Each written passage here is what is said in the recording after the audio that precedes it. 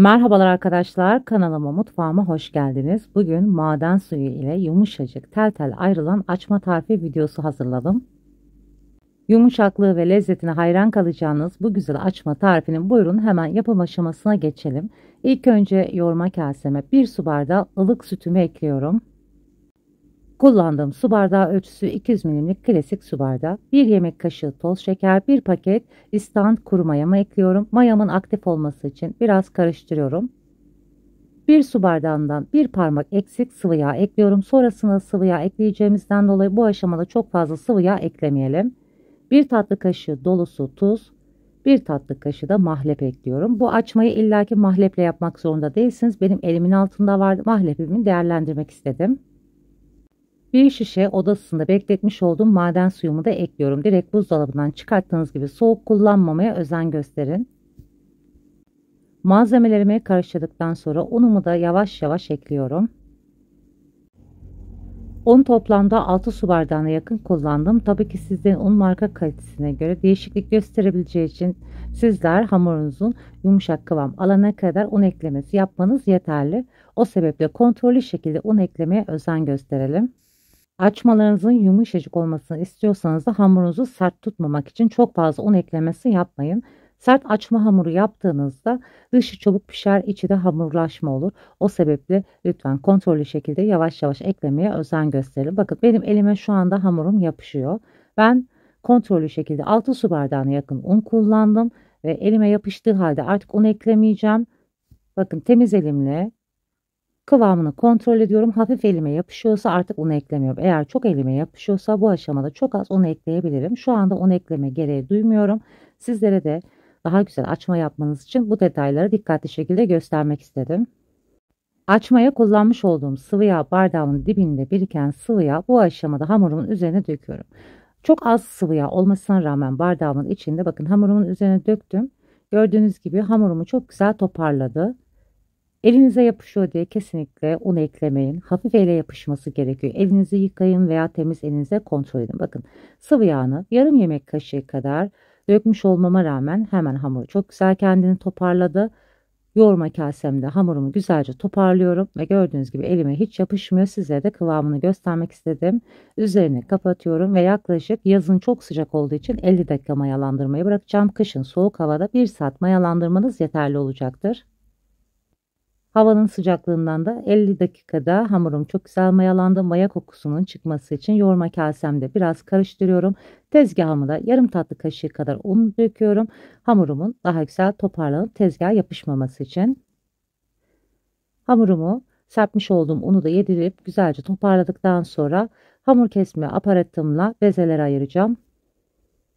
Ben 12 bezeye böleceğim. Sizler dilerseniz daha ufak açma yapmak istiyorsanız 15-16 bezeye de rahatlıkla bölebilirsiniz. İlk önce gelişi güzel kesiyorum. Sonrasında büyüklük küçüklük ayarlayarak avucumun içinde güzelce yuvarlayıp bezelerimi kenara alıyorum. Geri kalan bezelerimi de aynı şekilde vererek bütün bezelerimi hazırlıyorum. 12 bezemi ayarladıktan sonra büyük servis tabağımı fırçayı çok az sıvı yağ batırıyorum ve servis tabağımı güzelce yağlıyorum. Sadece fırçayı bir kere sıvı yağ batırmak yeterli oldu. Çok fazla yağlamayalım. Bezelerimi servis tabağına alıyorum ve sonrasında bezelerimin üzerinde fırça yardımıyla güzelce sıvı yağ batırarak bezelerimin üzerine yağlıyorum. Poğaçalarımızın üzerine yağlamak için toplamda 3-4 yemek kaşığı kadar sıvı yağ yeterli oluyor. Poğaça hamurunda 1 su bardağından 1 parmak eksik sıvı yağ da burada değerlendirmiş oluyoruz. O sebeple de çok fazla açmalarımız yağlı olmamış oluyor. Bezelerimin üzerine poşet yardımıyla kapatıyorum ve hava almayacak şekilde her yerini kapattıktan sonra 15 dakika kadar tezgahımda dinlenmeye alıyorum. Havada çok sıcak olduğu için gördüğünüz gibi 15 dakikada benim bezelerim çok güzel kabardı. Dinlendirmiş olduğum bezemi tezgahımın üzerine alıyorum. Elimle hafif bastırmam yeterli oluyor. Çok ince olmayacak şekilde ufak pasta tabağı büyüklüğünde açıyorum. Uç kısmına rendelenmiş kaşar ekliyorum. Çok fazla kaşar eklememeye özen gösterelim. Çok fazla rendelenmiş kaşar eklediğinizde şekil verirken sizi zorlar. O sebeple bu aşamada az eklemeye özen gösterin. Tabii ki sade olarak yapabilirsiniz bu açmayı. Gördüğünüz gibi kaşarı ekliyorum ve hamurumu rulo yapıyorum, kenara alıyorum. Hamurumuz da yumuşak, esnek olduğu için bu işlemleri kolaylıkla yapabiliyorsunuz. Rulo yapmış olduğum açma hamurumu tezgahıma alıyorum. Uç kısımlarını ilk önce güzelce birleştiriyorum. İçindeki kaşarların dışarı taşmaması için. Avuç içlerimle tezgahımdaki hamurumu güzelce baskı uygulayarak uzun şerit yapıyorum. Her yerinde eşit kalınlıkta olmasına dikkat edelim. Hamurunuzu şekil vermekte zorlanırsanız uzun şerit yapmakta hamurunuzu yumuşak yapmışsınız demektir. Elinizi çok hafif unlayarak daha güzel şekil verebilirsiniz.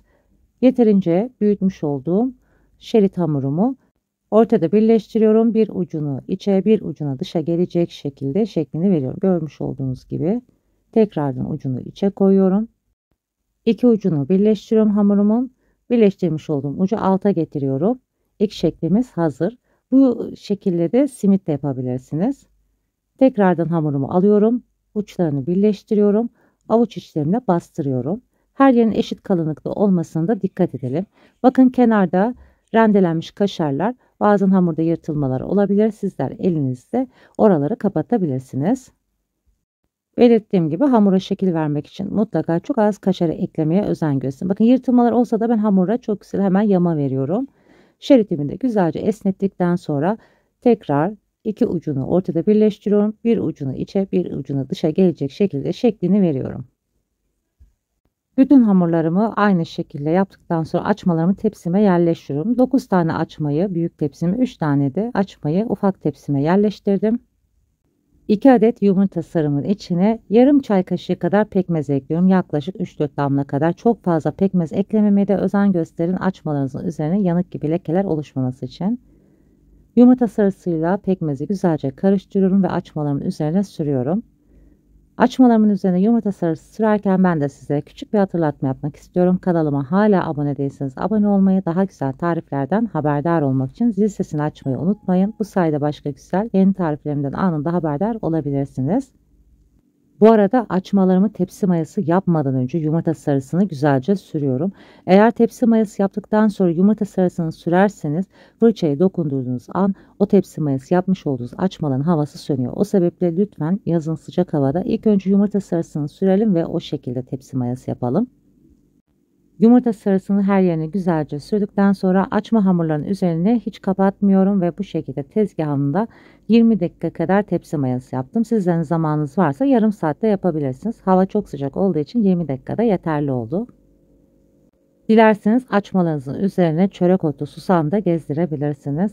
Öncesinde ısıtmış olduğum 5 dakikalık 180 derece alt üst fanlı ayarda 2 tepsimi de pişirmeye alıyorum. Tabii ki kontrollü şekilde alt üst ederek pişirme yapacağım. Açmalarım da gördüğünüz gibi çok güzel fırında da kabarmaya başladı. Toplamda benim fırınımda 40 dakika kadar zamanda pişti. Tabii ki sizlerin fırınıza göre bu süre değişebilir. Fırından çıktığı gibi hemen sizlere de ilk sıcakları ne kadar yumuşak olduğunu göstermek istiyorum. Tepsilerimin üzerine temiz mutfak bezi örterek ilk sıcaklığı çıkana kadar dinlendireceğim. Daha güzel açmalarımın yumuşak olması için. Tepsimin üzerine temiz bez örterek ilk sıcaklığı çıkana kadar dinlendirdim. Sizlere de yakından hemen açmamın yumuşaklığını göstermek istiyorum.